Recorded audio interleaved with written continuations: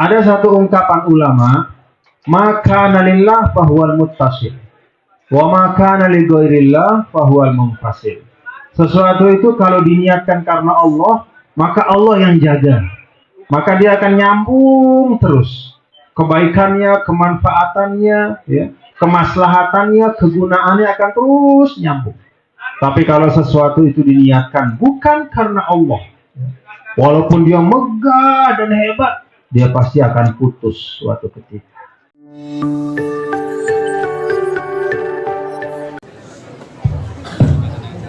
Alhamdulillah. Bismillahirrahmanirrahim. Assalamualaikum warahmatullahi wabarakatuh.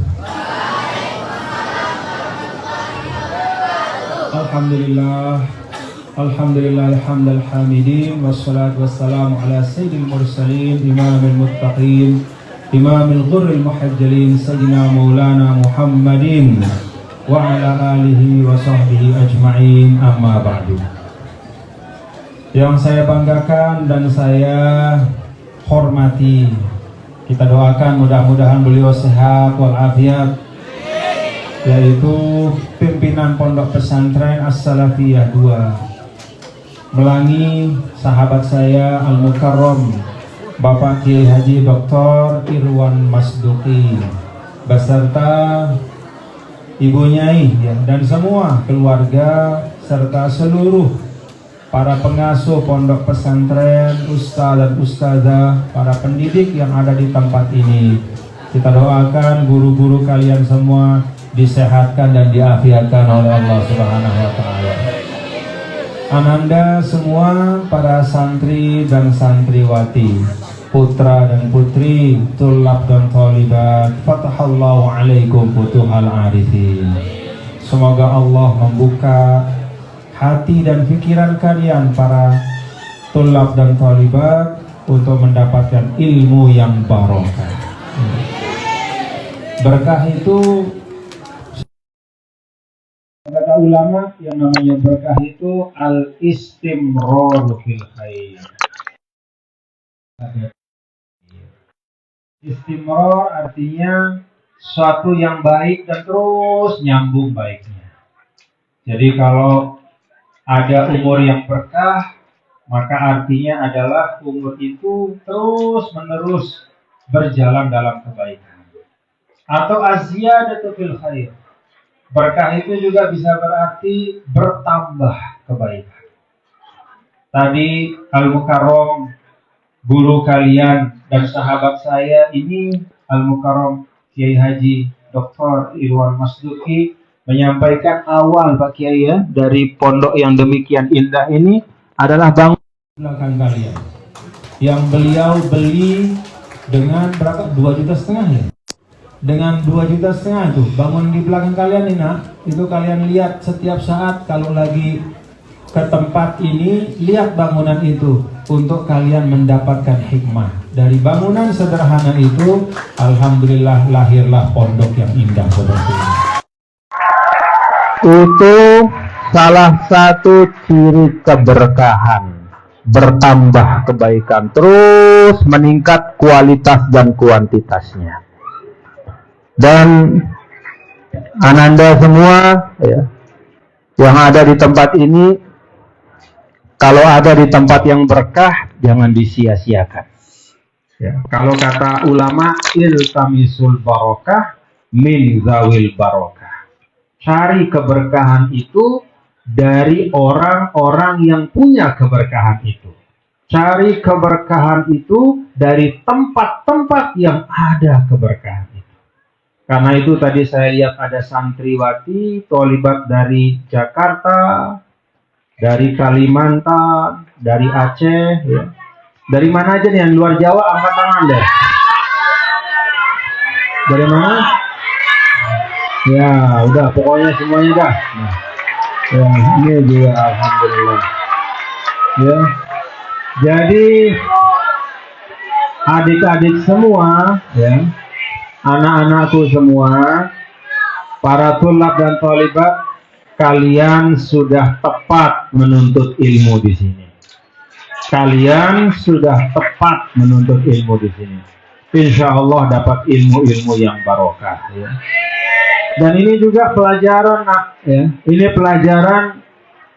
Nih, perhatikan ya anak-anakku ya, para tulab tholibat. Ini pelajaran juga. Ada satu ungkapan ulama, maka nalillah fahuwal muttasil, wa maka naligairillah fahuwal munfasil. Sesuatu itu kalau diniatkan karena Allah, maka Allah yang jaga. Maka dia akan nyambung terus. Kebaikannya, kemanfaatannya, ya, kemaslahatannya, kegunaannya akan terus nyambung. Tapi kalau sesuatu itu diniatkan bukan karena Allah, walaupun dia megah dan hebat, dia pasti akan putus suatu ketika. Alhamdulillah tempat ini, tadi saya diajak oleh guru kalian, Al-Mukarram Ki Haji Dr. Irwan Masduki, terus ke belakang sana. Itu masih baru sebagian saja. Setiap langkah saya takjub. Alhamdulillah. Masya Allah, tabarakallah. Dari satu bangunan sederhana, karena niatnya memang untuk dakwah, untuk membangun bangsa, untuk mendidik anak-anak bangsa, untuk menyiapkan kalian supaya pada saatnya ketika sudah tiba waktunya kalian bisa memimpin di Indonesia, membangun Indonesia, maka Allah yang jaga pesantren ini. Alhamdulillah. Ingat-ingat ini ya. Ingat-ingat ya, para tulab tholibat ya, kalian sudah berada di tempat yang tepat, dan inilah satu contoh, insya Allah, satu keberkahan itu akan dijaga oleh Allah. Dan kalau berkah itu bahasa sederhananya juga adalah segala sesuatu yang membawa kebahagiaan. Jadi berkah itu selalu membahagiakan. Kalau kita merasa bahwa kita mendapatkan sesuatu yang menyenangkan dan baik, ada kita misalnya mendapatkan ketika belajar, tiba-tiba ngerti, wah alhamdulillah, kok saya sekarang jadi paham. Misalnya ada ibarat di dalam kitab yang sebelumnya kita nggak paham, tapi kemudian kita paham, dan itu menyenangkan hati kita, itu tandanya ilmu itu berkah. Jadi sesuatu yang berkah juga membawa al-faroh was-surur dalam kehidupan. Membuat kita senang, nyaman. Senang punya teman di sini? Nah, itu artinya pertemanan kalian itu berkah.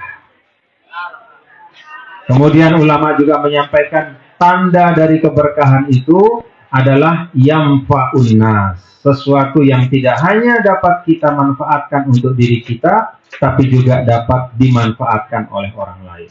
Kita bisa berbagi manfaat. Jadi kalau ingin mendapatkan ilmu yang barokah, pastikan ilmu itu bisa kita bagi untuk orang lain. Itulah sebabnya setelah selesai di Melangi ini, Ananda semua nanti akan menyebarkan ilmu-ilmu yang Ananda dapatkan di sini. Insya Allah. Ananda semua tadi saya dibaca, kita dengar tadi ya, kita simak para santri, tulab, tholibat. Ya. Tadi ada dibacakan tentang perjalanan saya. Ya, memang ada yang nulis ya. Nanti saya minta anak-anak santri sini juga nulis tentang guru kalian. Ya. Tulis tentang guru kalian. Tulis tentang beliau. Ya. Perlu orang tahu tentang perjuangan-perjuangan beliau supaya banyak terinspirasi. Indonesia hari ini terlalu banyak narasi-narasi negatif di ruang publik. Banyak pesimisme. Banyak gosip. Suka gosip nggak? Suka gosip nggak? Ya. Banyak gosip, banyak omongan-omongan yang tidak banyak manfaatnya. Bahkan membuat hati kita pesimis. Ya. Nah, karena itu perlu kita hadirkan. Ya. Perlu kita hadirkan pelajaran-pelajaran yang membangun optimisme. Contoh-contoh yang membangun kepercayaan diri kita sebagai bangsa.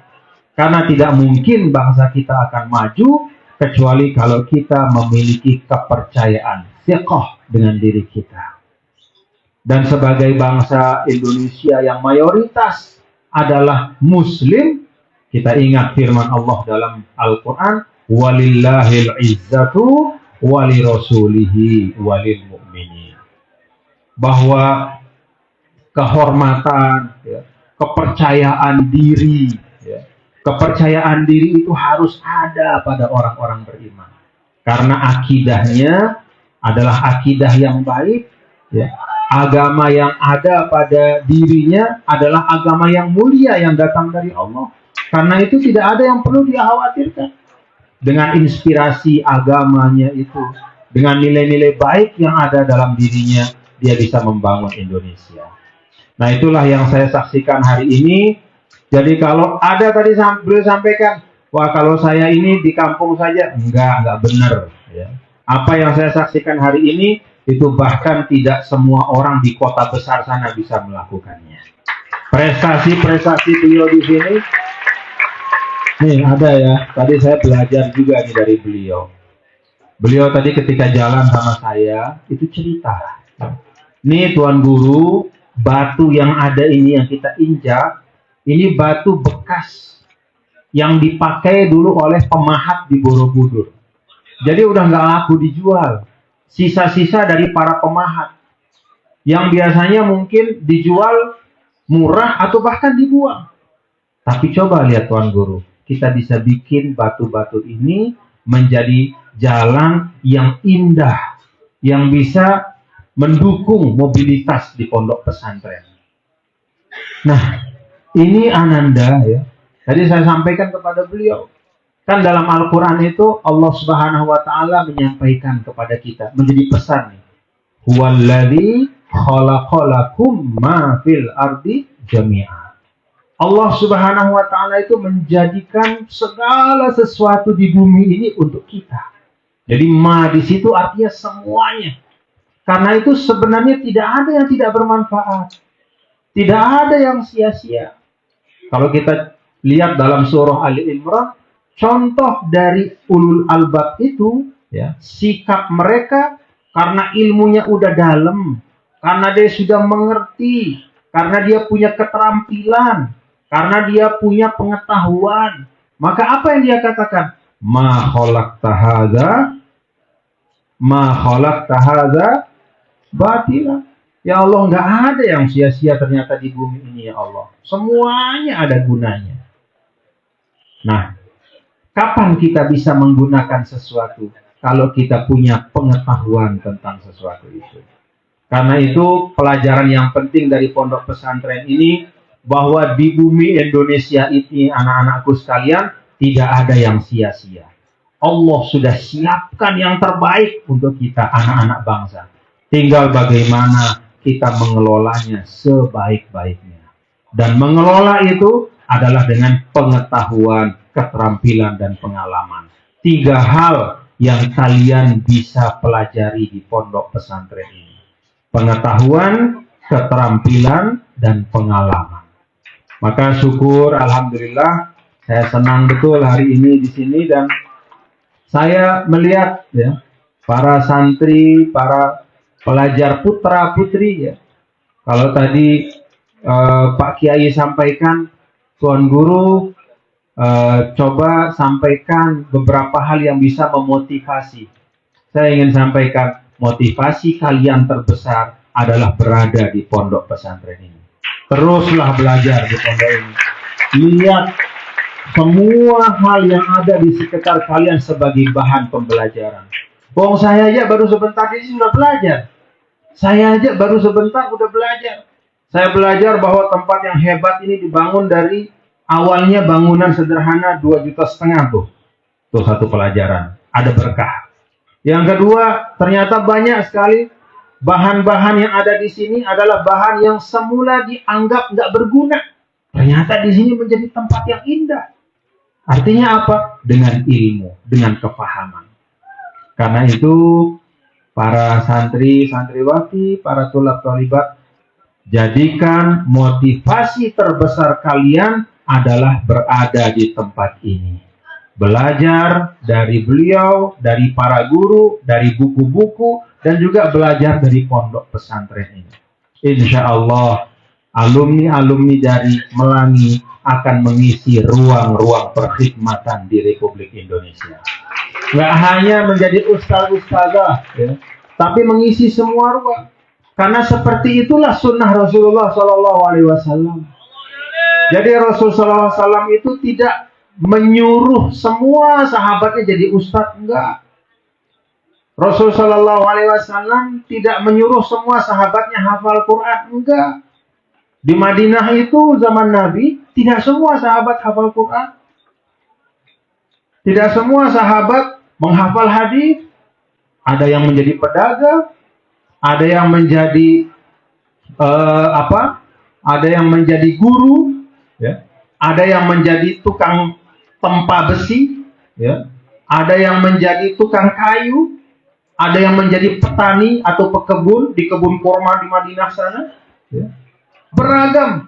Ada bahkan yang membuat firqah faniyah, dia membuat katakanlah grup seni untuk menyampaikan atau menampilkan kesenian-kesenian yang baik. Ya. Bahkan pada waktu-waktu tertentu ada yang datang ke Madinah untuk bernyanyi, ya, khususnya pada hari raya dengan lagu-lagu yang indah. Tadi saya duduk di sini, saya dengar lagunya tuh, ya. Itu lagu cinta. Jadi Pak Kiai ini ternyata romantis orangnya. Ya. Jadi lagu cinta. Mungkin, yang nyetel, yang romantis santrinya, ya. Ya, kalau gurunya romantis, santrinya pasti romantis. Ya. Jadi ini diputar oleh Pak Kiai itu biar nyenengin nyainya terus, ya. Biar nyai senang terus. 1001 malam tak sebanding dengan 1 malam bersamamu. Betul begitu dari lagu. Katanya begitu lagu itu. Jadi 1001 malam katanya nggak sebanding dengan malam. Mungkin maksudnya dia baru menikah, ya. Jadi dengan inilah malam yang sangat indah gitu. Nah, jadi memang betul beliau sampaikan tadi, ya, bahwa beliau itu tidak hanya dapat ijazah tapi ijabsah, ya. Tapi saya ingatkan nih kepada para santri-santri tulab tholibat, segala sesuatu ada waktunya, ya. Jadi sekarang waktunya adalah awanut tahsil, masa kalian menyerap ilmu sebanyak-banyaknya, menyerap pengetahuan semaksimal-maksimalnya, belajar tentang pengalaman membangun dari pondok ini dengan sebaik-baiknya. Nanti setelahnya itu ada masa, ya. Pada masa tertentu bisa kemudian hal-hal yang lain termasuk mencari pasangan hidup, tapi nanti, ya, di belakangan aja. Udah di sini belajar aja. Udah di sini belajar. Nah, satu hal yang terakhir yang ingin saya sampaikan Ananda semua, ya, bahwa tadi saya sudah singgung, ya, masyarakat Madinah pada masa Rasulullah SAW itu adalah masyarakat yang diisi oleh beragam profesi dan semua menunaikan tugas tanggung jawabnya dengan sebaik-baiknya.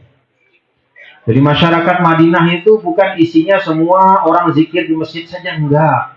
Masyarakat Madinah itu isinya bukan hanya ulama saja, enggak. Masyarakat Madinah isinya bukan hanya hufazul Quran saja, enggak. Tapi ada beragam profesi. Jadi masyarakat yang semua profesi-profesi yang diperlukan untuk berkembangnya masyarakat itu ada ahli-ahlinya di situ. Ya. Dan itulah yang harus kita tiru. Itu yang saya katakan, itulah sunnah dari Nabi besar Muhammad Sallallahu Alaihi Wasallam. Jadi sunnah Nabi dalam bermasyarakat adalah membangun masyarakat yang di dalamnya ada ahli-ahli dari beragam ilmu dan profesi. Dan semuanya bekerja untuk kemajuan bersama. Itulah Al-Madinatul Munawwarah. Dan itulah mudah-mudahan kita cita-citakan di Indonesia, ya, bahwa Indonesia ini akan maju dengan seluruh kontribusi dari seluruh anak bangsa. Dan bagian dari kontribusi itu insya Allah adalah dari santri-santriwati dan alumni-alumni dari pondok pesantren As-Salafiyah Melangin insya Allah. Jadi pemimpin, ya. Jadi profesional. Kalau tadi dibaca kurikulum saya pernah bertugas berkhidmat sebagai gubernur 10 tahun. Insya Allah dari Melangin ini akan lahir gubernur-gubernur, pemimpin-pemimpin bangsa, menteri, dan yang lebih atas lagi, ya, pemimpin semua. Ya. Insya Allah.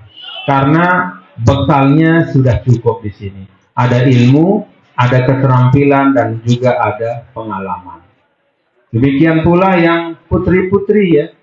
Tadi saya lihat pada saat kita jalan ya Pak Kiai, itu program-program, ada program kesehatan di belakang sana. Santri, kader, santri sehat. Ya. Kemudian saya lihat di toko yang di dalam itu ada toko kecil ya. Apa namanya itu Pak Kiai? Asamat ya. Kemudian juga di tempat belakang sana itu ada yang lagi melaksanakan tugas administratif ya. Itu lagi ijazah gitu ya. Saya lihat ternyata lebih banyak perempuannya. Ya. Lebih banyak talibatnya, santriwatinya. Dan itulah yang memang penting ya, Ananda semua, bahwa Indonesia akan maju kalau kaum perempuannya juga maju. Ya. Indonesia akan maju kalau perempuannya juga maju. Nah itu kan ungkapan dalam riwayat An-Nisa imadul bilad idza saluhat saluhatil bilad wa idza fasadat fasadatil bilad. Kaum perempuan itu adalah imad, tiang-tiang negara. Jadi nih tiang ini. Ini kaum perempuan ibaratnya. Kalau negara itu seperti satu bangunan, maka tiang-tiangnya itu kaum perempuan. Kalau tiangnya kuat, maka bangunan itu akan kuat. Kalau kaum perempuan kuat, maka negara pun akan maju. Tapi kalau kaum perempuan lemah, ya, maka akan lemah pula negara dan bangsa kita. Alhamdulillah di sini tolibatnya, santriwatinya saya saksikan tadi luar biasa kiprahnya. Mudah-mudahan akan bisa menjadi bagian untuk membangun Indonesia, insya Allah. Itu saja yang dapat saya sampaikan ya. Boleh, kalau ada yang ingin diskusi yuk silahkan kita diskusi. Tapi sebelumnya saya boleh nanya nggak ya? Saya nanya duluan ya. Saya nanya, ada yang tadi yang paling sering tepuk tangan, yang perempuan. Nah, mana satu bagian bukan? Di sini. Ada nih, ada yang mana dia? 1, 2, 3, 4, 5, 6. Nah, yang ke-6 nih, garis paling sini. Coba bangun. 1, 2, 3, 4, 5, 6. Nah, tuh. Ya, udah bangun nak. Ya, bangun. Bangun. Ya, ayo bangun. Nah, itu. Pokoknya hitung dah. 1, 2, 3, 4, 5, 6. Kacamata belakangnya.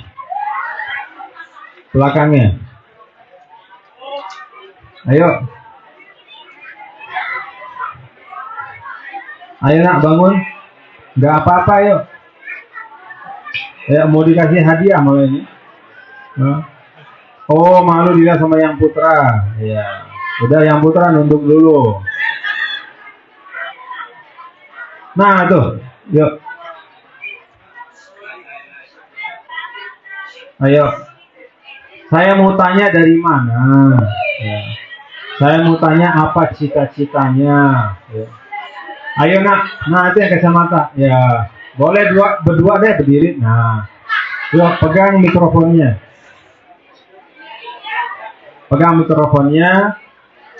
Kemudian kenalkan dirinya. Ya, namanya siapa? Kelas berapa? Dari mana? Ya. Bismillah. Ya, bismillah. Ayo nak, bismillah.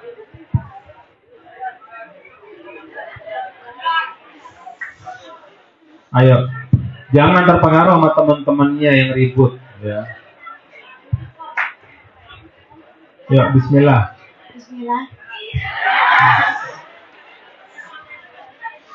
Namanya nak siapa?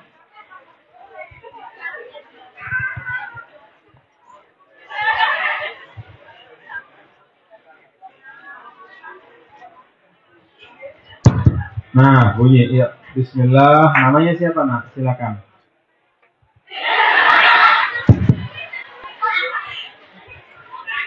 tukar dulu mikrofonnya ya. Perkenalkan, nama saya Anindya Sada dari Bantul. Dari mana, Nak? Bantul. Oh, Banten, Masya Allah. Kok Bantul? Oh, Bantul. Ya, Anindya. Kelas berapa, Nak? Kelas 9. Apa yang paling mengesankan dari pondok ini? Teman-teman. Alhamdulillah. Itu benar, Nak ya. Jadi kalau kalian di pondok pesantren, saya sering katakan kalau lagi duduk tuh lihat-lihat, tengok kiri kanan ya. Coba tengok kiri kanannya. Kenal semua nggak? Yang duduk di kiri kanan kalian, Ananda sekarang hari ini, insya Allah itu akan menjadi sahabat-sahabat perjuangan. Ya. Sahabat-sahabat perjuangan Ananda semua.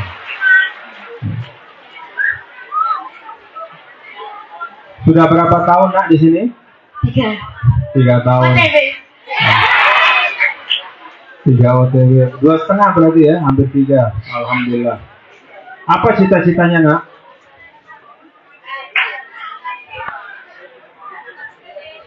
Menjadi orang sukses. Alhamdulillah. Jadi orang sukses ya. Alhamdulillah. Makasih, Nak ya. Makasih. Satu lagi yang kacamata.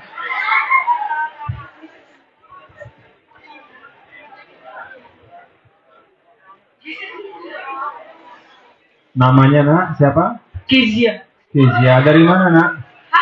Dari mana? Palembang. Oh, Palembang. Kok jauh-jauh kemari, kenapa? Disuruh ayah. Disuruh ayah. Setelah sampai sini betah nggak? Setelah sampai sini betah nggak? Alhamdulillah betah. Alhamdulillah, walaupun nggak ada pempek. Alhamdulillah. Apa cita-citanya, Kazia? Dosen. Dosen. Alhamdulillah.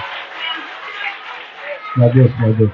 Apa yang paling menyenangkan di pondok pesantren ini?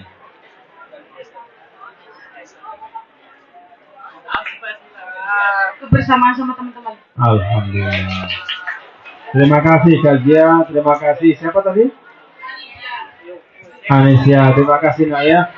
Jadi jawaban dari dua teman kalian ini menunjukkan bahwa di sini ada ruhul ukhuwah wassadaqah yang baik. Ada semangat persaudaraan dan persahabatan yang baik. Itu jaga benar ya.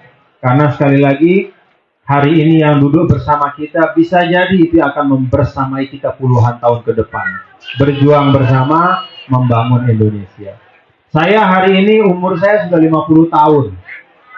Siapa teman saya hari ini?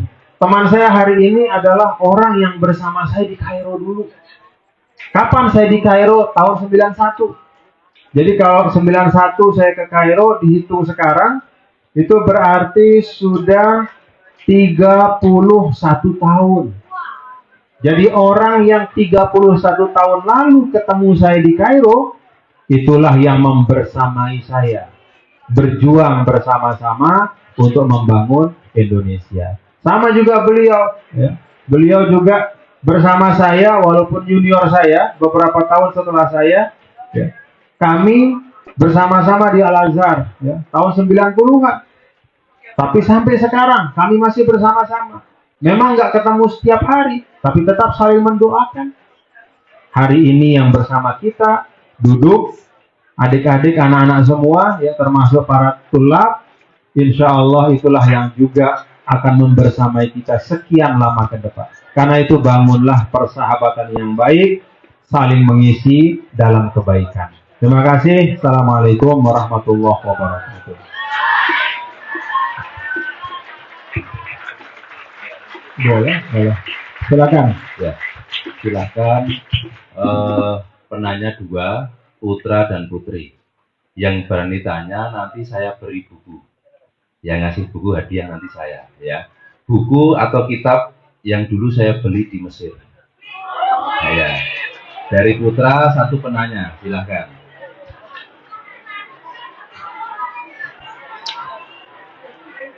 Dari putra, ya silakan maju. Ya. Maju ya. Dari Putri. Dari Putri ya, silakan. Betul, siapa? Ya. Maju.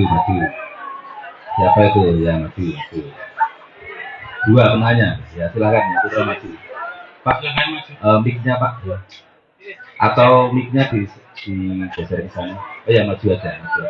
Maju di sini. Ya, yang Putra maju di sini. Biar bisa masuk di kamera.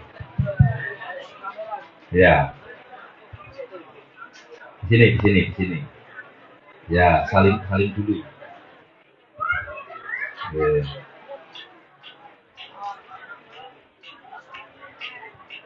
Ya, ntar aja ini silahkan. Yang Putri tadi sudah maju belum? Di sini yang Putri. Ya. Monggo, silahkan.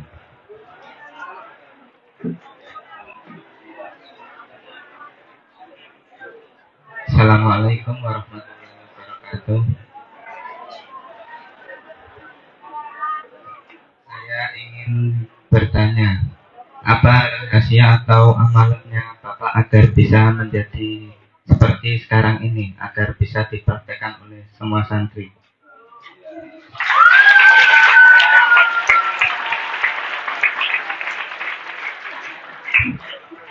Pertama sabar. Sabar itu pohon pahit tapi buahnya paling manis. Jadi kalau Ananda semua lagi belajar di sini, sabar, tekun. Sabar itu bukan berarti nggak boleh nangis. Nangis saya nggak apa-apa. Cuman jangan kelewatan nangisnya. Sabar itu bukan berarti nggak boleh kangen sama orang tua. Tetap kangen, tapi bawa kangen itu ke dalam doa-doa. Dan yakini bahwa kalau Anda berhasil di tempat ini, itulah sumber kebahagiaan yang utama untuk orang tua. Sabar. Itu yang pertama. Yang kedua, istiqamah.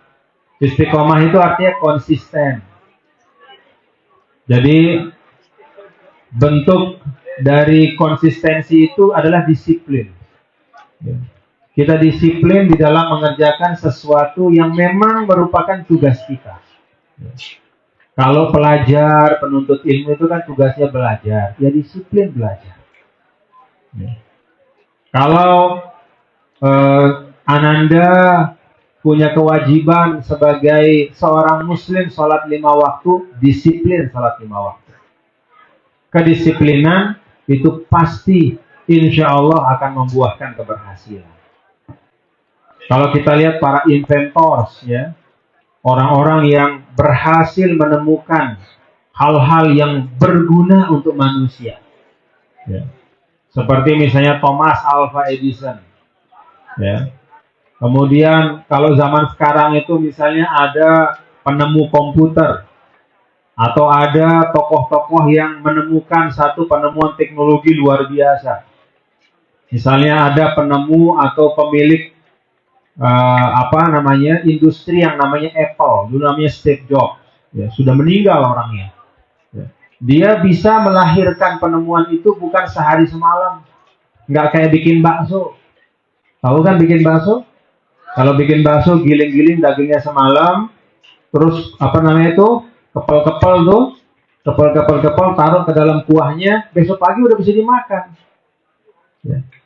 Tetapi sesuatu yang sifatnya ilmu, ya, pengetahuan, keterampilan, ya, keahlian, itu tidak bisa hanya dalam sehari semalam. Kesuksesan apalagi, panjang waktunya. Ya. Saya misalnya kalau hari ini duduk bersama Pak Kiai di sini, Pak Kiai kalian, ya, Al-Mukarram Kiai Haji Dr. Irwan Masduki. Kalau ngelihat Pak Kiai senang nggak? Kagum nggak? Bangga nggak? Ananda semua, yang Putri juga melihat beliau, melihat Bu Nyai, kagum nggak? Bangga. Nah, saya ajak Ananda untuk ketika melihat beliau-beliau, jangan hanya melihat beliau hari ini. Tapi lihatlah perjalanan panjang perjuangan beliau. Tuh. Jadi kalau ke Melangi ini jangan lihat, waduh, udah keren. Wah, bahkan ada greenhouse. Ada macam-macam. Jangan itu saja. Tapi lihat bangunan 2,5 juta di depan nih. Yang sederhana ini. Inilah proses.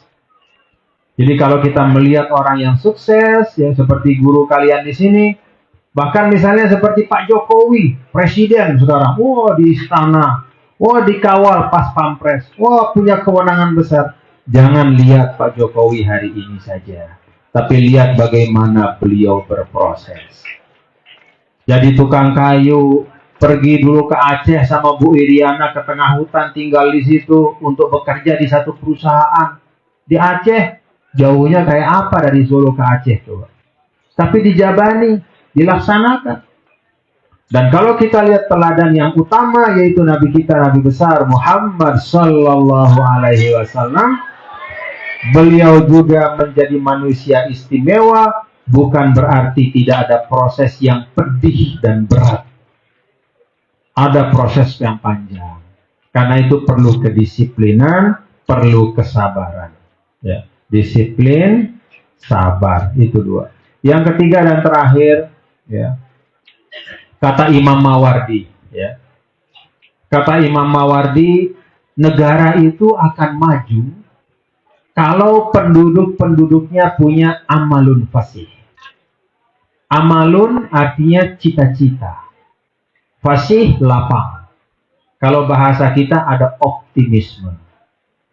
Jadi kalau Atta dan Ananda semua sekarang tengah belajar di Melangi ini, pupuklah dan bangun dalam hati kalian semua optimisme terhadap masa depan. Bahwa masa depan kalian akan menjadi masa depan yang gemilang. Masa depan kalian akan menjadi masa depan yang penuh dengan kesuksesan. Ya. Jadi pelihara optimisme itu, pelihara harapan itu. Kalau kata orang Arab, ma'abghul aisha laula wus'atul amal. Rasanya hidup ini tidak indah kalau tidak ada cita-cita dan harapan yang baik. Orang yang pesimis biasanya udah nggak punya harapan. Dia nggak punya cita-cita yang tinggi dalam hatinya. Tapi kalau dia punya cita-cita yang tinggi, dia pasti optimis menghadapi kehidupan. Itu 3 hal yang bisa saya sampaikan, Atta, ya. Pertama, sabar. Sabar nggak? Sabar di sini? Udah berapa lama di sini? Baru berapa lama? 2 bulan. 2 bulan. Rencananya mau berapa lama? Sampai selesai ya? Ya. Oh, ini hadiahnya. Coba. Baru belajar 2 bulan saja, udah dapat hadiah kayak begini. Nih, Atta diterima ini hadiah dari Pak Kiai, diterima nih. Ini. Ini Al-Manhajul Islami fil Jarhi wa Ta'dil. Masya Allah. Ini buku istimewa. Buat saya aja deh. Hah? Masya Allah. Atta, ini hadiah. Walaupun belum bisa dibaca hari ini, tapi jadikan cita-cita Atta belajar adalah supaya bisa baca buku ini. Ya, terus belajar supaya bisa baca buku ini dengan sabar, disiplin, dan optimis. Ya, insya Allah diberkahi. Nah, selamat ya. Wah, dapat ini buku hebat dari orang hebat yang nulisnya pun orang hebat. Ya, sukses. Mau di sini duduk apa mau balik? Ya udah, boleh. Nanti kalau sudah berproses baru duduk di sini ya. Silakan. Yang putri. Mana yang putri? Putri. Silakan, Nak.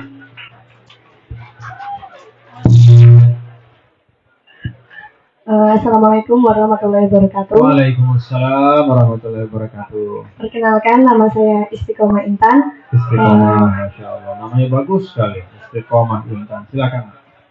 Saya ingin bertanya, apa motivasi Bapak menjadi seorang pemimpin yang tadi sudah disebutkan gubernur sampai 2 kali periode, dan bagaimana cara Bapak itu memanajemen waktu? Terima kasih. Wassalamualaikum warahmatullahi Waalaikumsalam warahmatullahi wabarakatuh. Wah, ini hadiahnya. Ah, ini hadiahnya. Ini buku-buku hebat semua. Coba, ini namanya guru. Jadi guru selalu memberikan yang terbaik untuk muridnya. Kalau hadiahnya permen, sekali isep habis. Ya. Kalau hadiahnya duit 100.000, nanti begitu pulang liburan dibeliin pulsa, habis. Tapi kalau hadiahnya buku, ini menjadi khairu jalisin fi zaman. Menjadi teman duduk yang terbaik sepanjang waktu dengan kita. Ya. Nih, terima Nina. Istiqomah Intan dikasih hadiah Al-Azhar fi Muwajahatil Fikri Irhabi. Jadi ini buku yang menceritakan tentang peran Al-Azhar ya di dalam menghadapi pemikiran-pemikiran yang ekstrim ya. Atas nama agama tapi merusak ya. Padahal yang namanya agama itu yabni wala yahdi. Agama itu membangun bukan menghancur. Ini nak terima. Oke. Dibaca ya. Ya, pokoknya jadikan motivasi salah satunya adalah bisa baca buku itu dengan baik. Jadi tadi disampaikan apa motivasi ketika memimpin. Kalau saya ya, memahami kepemimpinan itu sebagai satu amanah kehidupan yang harus dilaksanakan oleh siapapun. Ya. Pak Kiai di sini, beliaulah pemimpin kita. Ya, beliaulah yang memimpin. Pak Kiai Rafiq di pondoknya, beliau yang memimpin. Seorang ayah di rumahnya, beliaulah yang memimpin. Seorang ibu kepada anak-anaknya, dia juga pemimpin. Ya. Kita kepada diri kita ya, adalah pemimpin. Artinya apa? Setiap manusia itu mengemban tugas kepemimpinan. Baik dalam makna yang luas maupun dalam makna yang sempit. Dalam skala yang luas ataupun skala untuk dirinya sendiri. Dia mengemban. Apa yang diperlukan ketika kita memimpin? Ya menurut saya, ya, ketika kita berada misalnya di dalam ranah kepemimpinan publik, ya, maka kita harus sadar dan ingat bahwa kepemimpinan itu adalah perkhidmatan. Ya. Artinya kita melayani. Ya. Kalau bicara melayani, maka orientasinya adalah orang lain, bukan diri kita. Ya. Jadi kalau kita memimpin, tidak perlu terlalu banyak rumusan, layani saja orang yang kita pimpin. Layani dalam makna kita berusaha memenuhi harapan-harapannya, kebutuhan-kebutuhannya, dan kita arahkan kepada yang lebih baik. Kita arahkan kepada yang lebih baik. Ya. Karena pemimpin itu adalah muwajjih. Ya. Dia mengarahkan kepada yang lebih baik. Nah, jadi menurut saya kepemimpinan itu harus dilandasi yang pertama dengan semangat perkhidmatan.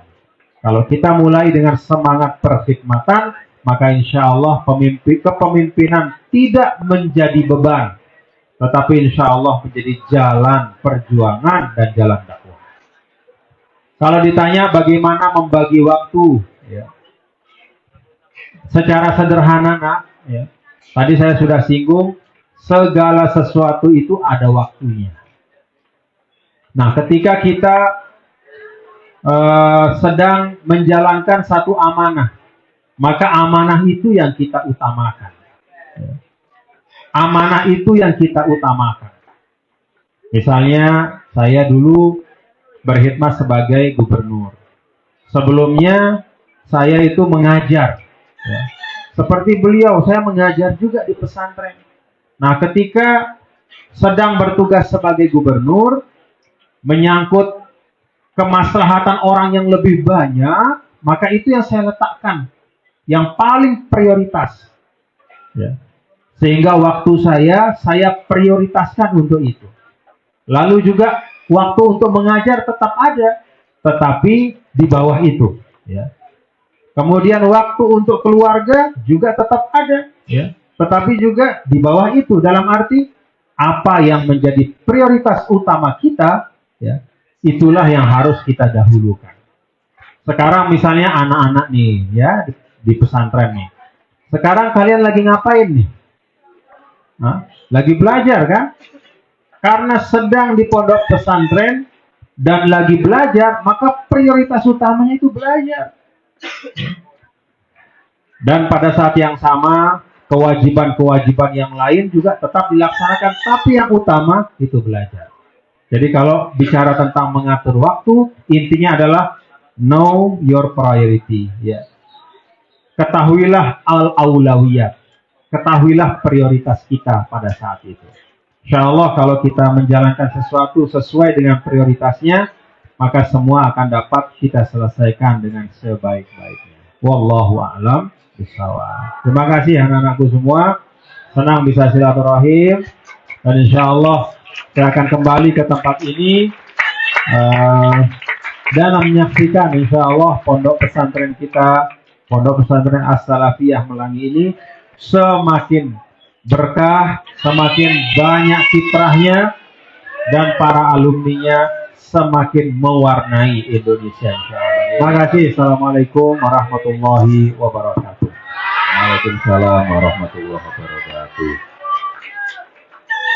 Saya ucapkan terima kasih sebesar-besarnya kepada Tuan Guru Bajang, dan sebagai kenang-kenangan saya akan memberi beliau buku karya saya.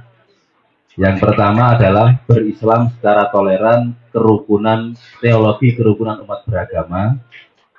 Yang satunya adalah karya saya juga, Ketika Non-Muslim Membaca Al-Quran. Nah, dua kitab ini akan saya berikan untuk beliau, semoga bisa menjadi kenang-kenangan dan bermanfaat.